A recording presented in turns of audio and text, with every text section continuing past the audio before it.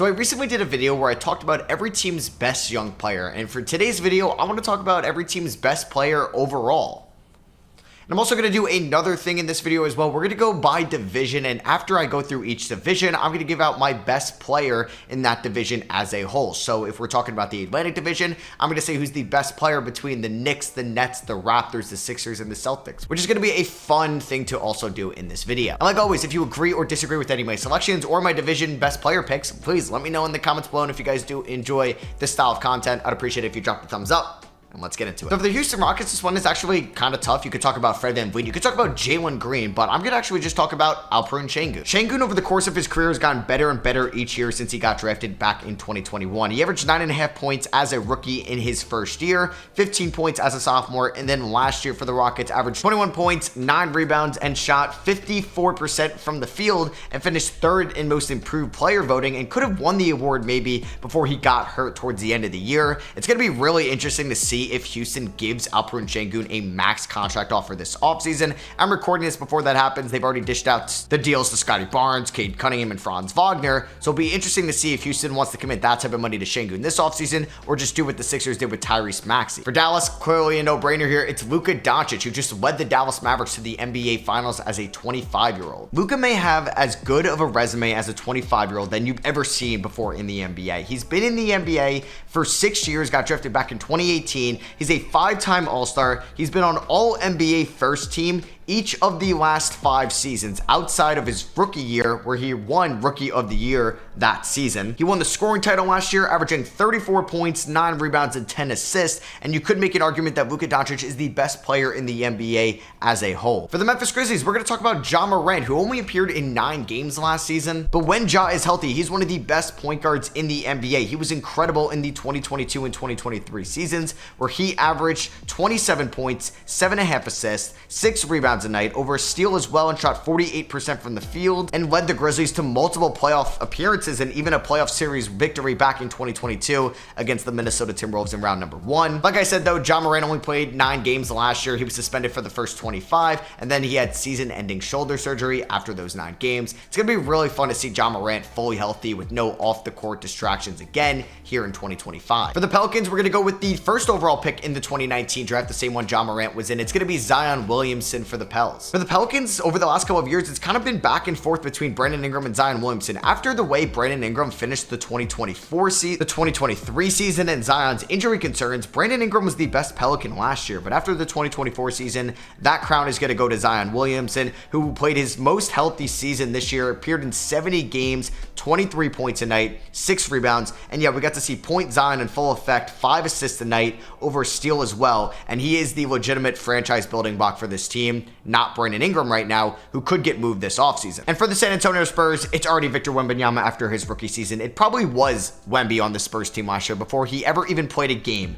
He was Rookie of the Year, finished runner-up at Defensive Player of the Year, was on all defensive first team, led the league in blocks with 3.6 a night, added on 4 assists, 10.5 rebounds, and 21 points for somebody that was 19 and 20 years old throughout his rookie season. It's surely going to be one of the greatest careers we're going to see if we don't see any major injuries. So that was the Southwest Division. We talked about Sengun and the Rockets, Luka and the Mavericks, Ja and the Grizzlies, Zion and the Pelicans, and Wemby on the Spurs. And for the best player in that division, it's going to be Luka Doncic. It could be Wemby in a few years, but for right now, it's definitely Luka. We're going to go over to the Central Division now. We're going to talk about the Cleveland Cavaliers, and their best player is going to be Donovan Mitchell, who just signed a 3-year extension with Cleveland. Mitchell has now spent 2 years in Cleveland, where he has averaged 27 points, 5 assists, and 4.5 rebounds over those 2 years. Has shot 48% from the field, 38% from 3, and 87% from the line. He led Cleveland to their first playoff series since LeBron left them in the 2023 season, in which they ended up losing to the Knicks in round number 1. And then last year, he led the Cavs to the playoffs. Once again, they beat Orlando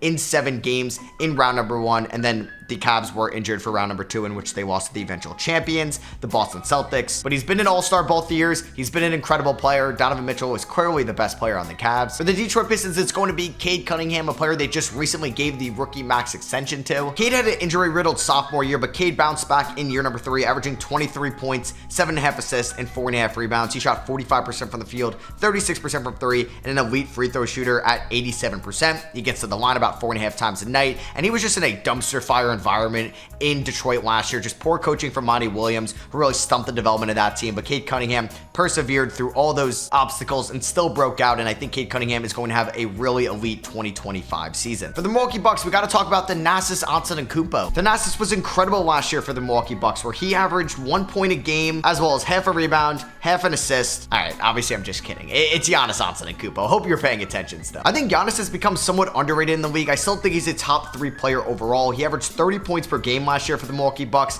11.5 rebounds, 6.5 assists, and shot 61% from the field, and is also an elite defender in my opinion as well. He did suffer an injury late in the year and missed all of round 1 against the Indiana Pacers, which was really unfortunate because we haven't really seen Giannis be fully healthy in the playoffs since 2022, where he was just dominant against Boston in round number 2. And I'm excited to see a fully healthy Giannis and Dame in year number 2 together. For the Indiana Pacers, you could actually go with Pascal Siakam, but I'm going to go with Tyrese Haliburton as their best player overall. Haliburton last year was pretty good in the first half, was a little bit disappointing in the second half, but finished the season strong with a good playoff run against Milwaukee in round 1 and New York in round 2, and a couple games against the Celtics in round number 3. He averaged 20 points. He led the league in assists last year with 11 a night. He had 4 rebounds as well, 48% from the field, 36% from 3 on 8 attempts a night, which is really efficient, and 86% from the line as well. And he's getting the opportunity to play with Team USA this summer in the Olympics, where he looked great already against Team Canada in the exhibition matchup. And for the Chicago Bulls, now that DeMar DeRozan is a Sacramento King, I'm still going to go with Zach LaVine as their best player overall. But one more year that Kobe White is this good, he may be better than LaVine. But I think LaVine has actually become somewhat underrated as well. He was really good in the 2023 season, his last fully healthy year, where he averaged 25 points, 4 rebounds, and 4 assists. He shot 49% from the field and 38% from 3. He was banged up in the 2024 season, but like I said, I think LaVine has become somewhat underrated just because he has a really bad looking contract.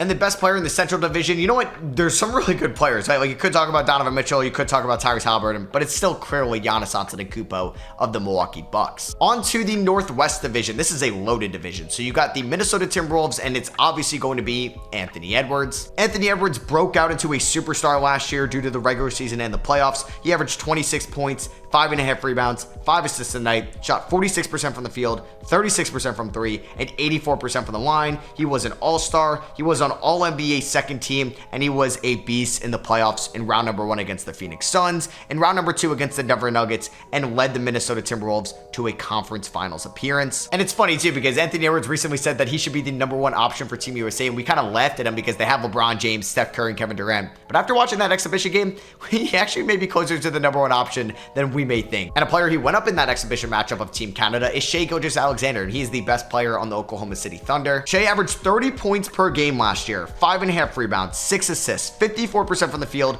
35% from 3, 87% from the line, finished runner-up in MVP voting, was on All-NBA first team, was an All-Star, finished 3rd in Clutch Player of the Year voting, and 7th in Defensive Player of the Year voting. Shai was a two-way star last year and helped lead the Oklahoma City Thunder to the 1 seed in the Western Conference. They beat the Pelicans in round number 1. It was a disappointing exit to Dallas in round number 2, but Sam Presti added Isaiah Hartenstein and Alex Caruso to this team, and I expect the Thunder to be competing for the NBA Finals in 2025. I don't know if this is a hot take, but for Portland, I'm going to go with Jeremy Grant over Anthony Simons. I don't think Grant is as elite defensively as he was at times in his career, but he's better than Anthony Simons on that end of the floor right now. And while Simons does have more potential due to his age, I do think that Grant is better right now in the current moment. He's 30 years old. He's coming off a year where he averaged 21 points, 3.5 rebounds, and 3 assists. He shot 45% from the field and 40% from 3, 82% from the line, which is more efficient than Anthony Simons. And while I wouldn't want Jeremy Grant to be my best player, because I don't think that's going to translate into winning into the year 2025,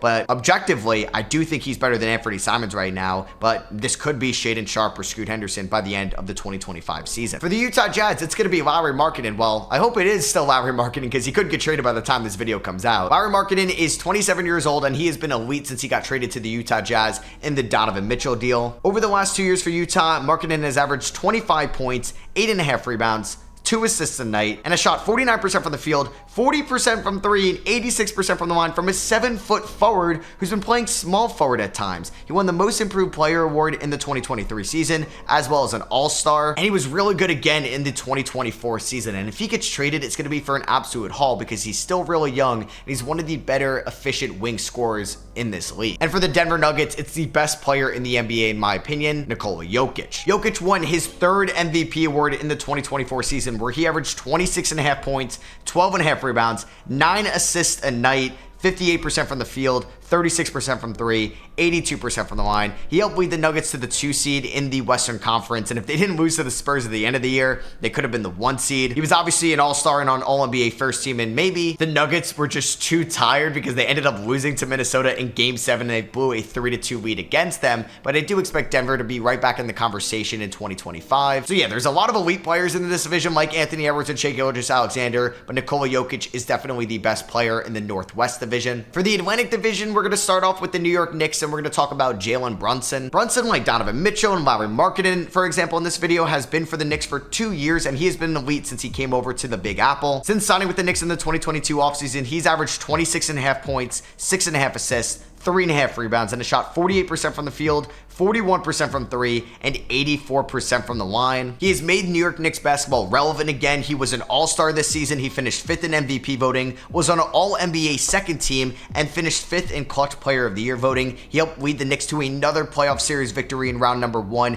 They beat the Cavs in 2023, beat the Sixers in 2024. Now they added his buddy Mikal Bridges from Villanova as the Knicks are trying to make it to the conference finals for the first time since the 2000 season. I just mentioned that the Knicks acquired Mikal Bridges, so he's no longer the best player on the Brooklyn Nets. That's going to go to Cam Thomas, who's going to be entering his 4th year out of LSU. Thomas was in that 2021 draft along with Alperen Şengün and Cade Cunningham, who we've talked about in this video already. And like those two guys, he has improved every single year as well. 8.5 points per game as a rookie, 10.5 points per game as a sophomore, and then averaged 22.5 points last year for the Nets, shooting 44% from the field and 36% from 3. Finished 7th in most improved player voting, and it's looking like that Cam Thomas could actually average into the mid to high 20 points per game now that Mikal Bridges is no longer there, and they're entering into a proper rebuild. For the Philadelphia 76ers, it's not Paul George who they just signed. It's obviously going to be Joel Embiid. Embiid's playing for Team USA this summer, which is a little scary because Embiid has dealt with injuries over the last couple of years, so Sixers fans do not want to see him get hurt this summer. But when Embiid is actually playing in the regular season, he may be the best player in the NBA. He was the NBA scoring champion in 2022 and 2023, and he also won the MVP award in 2023. He was hurt in the 2024 season. He only appeared in 39 games, but he averaged 35 points per game in those 39 games, 5.5 assists, 11 rebounds, 53% from the field,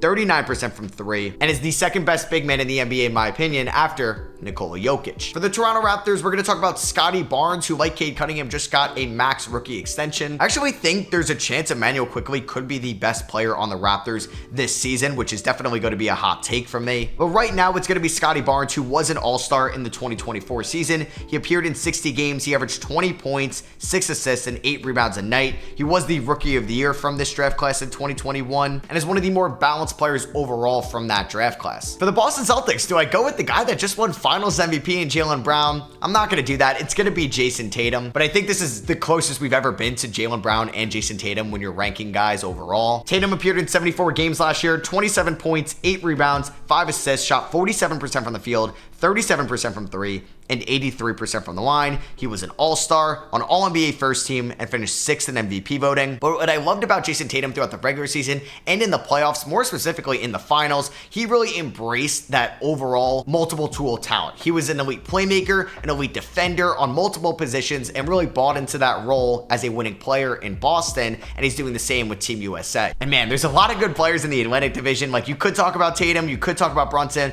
but when they're all healthy, I do think that Joel Embiid is the best player in the Atlantic division. I know they've all kind of been a little chalky so far, but trust me, the Pacific and the Southeast divisions, I think there's some debate with those. So we're going to start off with the LA Lakers. Man, I didn't really know who to go with. You could go with Anthony Davis, but I'm always going to default to LeBron James when he's still playing at this level as a 39-year-old. LeBron last year, in his 21st season, averaged 26 points, 7 rebounds, and 8 assists. He shot 54% from the field and 41% from 3. LeBron has turned into an elite 3-point shooter this late into his career. He was on All-NBA third team and an All-Star, like I said, as a 39-year-old. It is insane. He's playing at an elite level for so long that his son is now in the NBA. NBA, and he's also going to be a really effective player for Team USA this summer as well. But yeah, you can also go with Anthony Davis, and I wouldn't be upset with that. For the Phoenix Suns, we're going to talk about Kevin Durant, who in my opinion is still the most efficient scorer in the league. Kevin Durant is 35 years old. He's coming off a season where he appeared in 75 games, averaged 27 points, 6.5 rebounds, and 5 assists. He shot 52% from the field, 41% from three, and 86% from the line. I feel like Kevin Durant can always get to his spots. He's always going to be an efficient scorer. He was on All-NBA second team. He was an All-Star and finished 9th in MVP voting. We've already talked about LeBron and KD for this division. It's insane. And for the Clippers, we're going to talk about Kawhi Leonard. The big thing with Kawhi in the Clippers has always been his health. He appeared in 68 games last year, which was great. He averaged 24 points, 6 rebounds, and 3.5 assists, 52% from the field, 42% from three, and 88% from the line. It was his most healthy regular season since the 2017 year, but unfortunately, he wasn't healthy in the playoffs. He missed some time against the Dallas Mavericks in round number 1. And Kawhi was on All-NBA second team and was an All-Star this past season, but it's always going to be disappointing if he's not playing in the playoffs. And now that they no longer have Paul George, he's clearly the best player on the Clippers. So we've talked about LeBron, KD, and Kawhi, some legends. Well, we're going to talk about another one, and that's for the Golden State Warriors. It's Steph Curry. Steph Curry is 36 years old. He appeared in 74 games last year, 26 points, 4.5 rebounds, 5 assists, still the best shooter in the league, 45% from the field, 41% from three, 92% from the line. He was the most clutch player in the NBA last year since he won the Clutch Player of the Year award. He was on All-NBA third team. He was an All-Star. It was a disappointing exit for the Warriors in the play-in tournament. Now Klay Thompson is a Dallas Maverick. It's going to be weird for the Golden State Warriors in 2025, but I'm just enjoying Steph on Team USA this summer before we get to that. Okay, for the Sacramento Kings, I think we're kind of getting Pelicans vibes from the past couple of years where it's been Ingram, it's been Zion, it's been Ingram, it's been Zion. Right now, I think it's always been De'Aaron Fox, but I'm actually going to talk about Domantas Sabonis for this video. That could be a hot take. Sabonis last year was unreal offensively. He played in all 82 games, 19.5 points a night, 14 rebounds, 8 assists, 59% from the field, 38% from three, and was one of the more elite offensive hubs in all of the NBA. He finished 8th in MVP voting. He was on All-NBA third team and somehow finished tied for 10th in Defensive Player of the Year voting. Well, yeah, that doesn't make any sense. But yeah, I would love to know in the comments, who do you think's the best player on the Kings, De'Aaron Fox or Domantas Sabonis? And now I gotta give my best player from the Pacific Division between Steph, KD, Kawhi, and LeBron. Sorry, Domantas Sabonis. No offense. I'm going to rule out Kawhi. I just don't think he's been the same player since he was coming out of Toronto. So that leaves me LeBron, KD, and Steph. Why did I agree to doing this? You know what? I'm going to go with Steph. I think I would go Steph 1, KD 2. LeBron 3, just because of LeBron's age. KD is still super efficient. If you went with KD or LeBron, I'm cool with it, but I'm going to stand my ground. I'm going to say Steph Curry is the best player in the Pacific Division. And lastly, let's talk about the Southeast Division. We're going to start off with the Charlotte Hornets and talk about LaMelo Ball. Man, I think LaMelo Ball can really be one of the best players in the NBA as a whole if he's fully bought in and fully healthy, something we really haven't seen since his sophomore year back in 2022. LaMelo only appeared in 22 games last year before having a season-ending injury on his ankle. He played as an elite point guard in those 22 games. 24 points, 5 rebounds, 8 assists, shot 43% from the field, 36 from three, 87 from the line. He's got the length, the size, the speed to be an elite defender as well. So hope we could see that in the 2025 season. For the Miami Heat, we got Jimmy Butler, who may not be a Miami Heat if I'm making this video 1 year from now. Jimmy played in 60 games last year, averaged 21 points, 5 rebounds, and 5 assists, 50% from the field, 41% from three, and 86% from the line. The Miami Heat were a play-in tournament team, and unfortunately, in the first leg of it, Jimmy suffered an injury against the 76ers, so he missed all of the first round series against the Boston Celtics. And Jimmy showed frustration this offseason when the Heat didn't give him a max contract extension, and Pat Riley came back at Jimmy Butler, said, "We're not paying you unless you're out there fully healthy." So I do wonder if this is going to be Jimmy Butler's last year as a Heat. For Atlanta, it's going to be Trae Young, who I think's become an underrated player in this league. Since Trae Young's sophomore year in the NBA, he's averaged 27 points, 10 assists, and 3.5 rebounds a night, has shot 44% from the field, 36% from three, and 88% from the line. He's been an elite playmaking point guard since he's entered the league, and in my opinion, the defense got better last season and it's trending in the right direction. For the Washington Wizards, I may be inclined to say Alex Sarr already, but no, I'm going to go with Kyle Kuzma, which is kind of sad to say. So there's a chance Kyle Kuzma does get traded this offseason, but he's 28 years old. He's coming off a season where he appeared in 70 games, 22 points, 6.5 rebounds, and 4 assists a night, shot 46% from the field, 34% from 3, and 78% from the line, and has earned himself a nice trade value in this league for Washington and could definitely get dealt either this offseason or at the 2025 trade deadline. And the last player we're going to talk about in this video is Paolo Banchero of the Orlando Magic. Paolo's really on the right direction of being a great in this league. He's 21 years old. He led the Orlando Magic to Game 7 of a playoff series this year when they were the 5 seed. He played in 80 games, 22.5 points, 7 rebounds, 5 assists, 46% from the field, 34% from 3, improved from 3 and from D from his rookie year to his sophomore year. He was an all-star. He was on Team USA last year in the FIBA World Cup. And I don't know if this is a hot take or not, but I'm going to say that Paolo Banchero is the best player in the Southeast Division.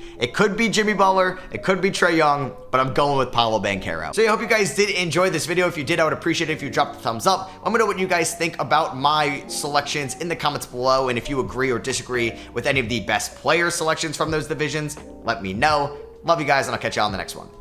Peace.